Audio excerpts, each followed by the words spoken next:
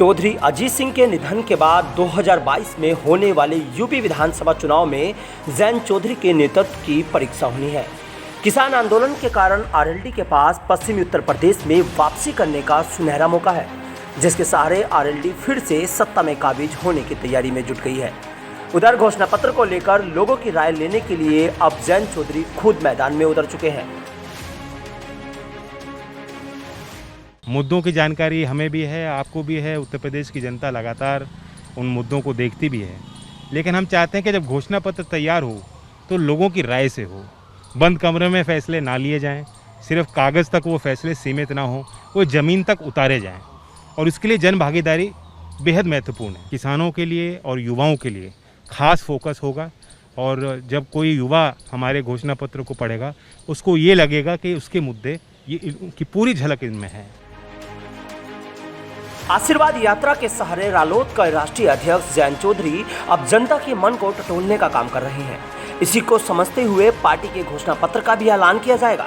दरअसल 31 अक्टूबर को सरदार पटेल की जयंती के मौके पर राष्ट्रीय लोकदल घोषणा पत्र जारी करेगी।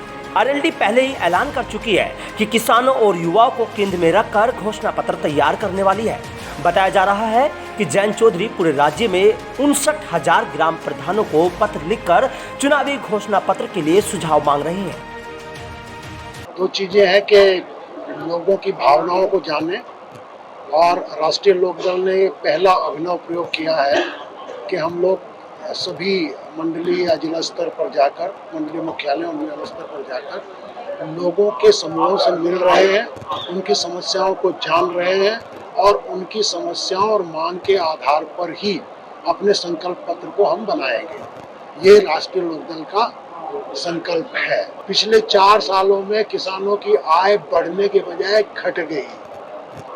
पिछले 4 सालों में जो जीविकारोपण करते थे, चाहे वो कोरोना की मार से या गवर्नमेंट की गलत नीतियों की वजह से, वो जो दिहाड़ी मजदूर थे या संविदा पर कार्य कर रहे थे, उनकी परेशानियां घटने के बाद बढ़ती चली। तो इन सारी चीजों को समावेशित करेंगे और प्रयास होगा कि लोगों की भावना को संकल्प पत्र के माध्यम से शासन स्तर से कार्यान्वित कराया जाए।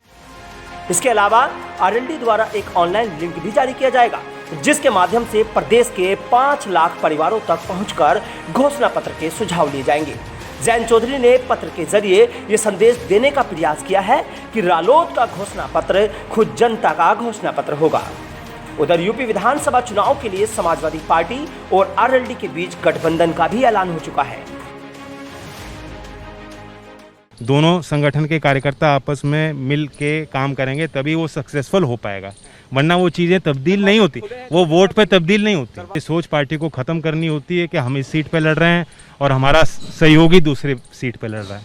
लड़ाई सामूहिक है, लड़ाई साझी है, और खुल के लड़ी जाएगी और साथ लड़ी जाएगी। ये विकासवादी गठबंधन है जो यूपी में जो लोग आज महसूस कर रहे हैं, दबे कुचले हैं, सरकार के दुर्व्यवहार से तंग हैं, निराश हैं, उन सब लोगों को उम्मीद में देना चाहता हूं कि अगली सरकार उनकी होगी। वहीं किसान आंदोलन के बाद कयास लगाए जा रहे हैं कि पश्चिमी उत्तर प्रदेश में जाट वोटर बीजेपी को छोड़कर फिर से अपनी परंपरागत पार्टी यानी आरएलडी की ओर रुख कर सकते हैं।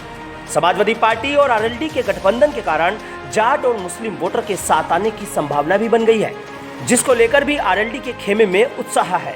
हालांकि 2013 के मुजफ्फरनगर दंगों के कारण जाट और मुस्लिम वोटर को एकजुट करना इतना आसान काम नहीं है। इसी वजह से जैन चौधरी दलित समाज और अन्य दूसरी जातियों के किसान और युवा वर्ग पर भी फोकस कर रहे हैं। राष्ट्रीय लोकदल ने अपने घोषणा पत्र को लोक संकल्प 2022 का नाम दिया है। पार्टी के मुताबिक घोषणा पत्र के लिए बनी लोक संकल्प समिति ने मेरठ, आगरा और लखनऊ में जनता से मशवरा भी किया है, और इसकी शुरुआत दिल्ली के गाजीपुर बॉर्डर पर आंदोलनकारी किसानों की राय लेकर की गई है। इसके साथ ही व्हाट्सएप, सोशल मीडिया पर भी बड़ी संख्या में सुझाव प्राप्त हुए हैं। जैन चौधरी की ये कवायद कितने रंग लाती है, यह तो आने वाला 2022 ही तय करेगा। Bureau report, news 18 Shamli.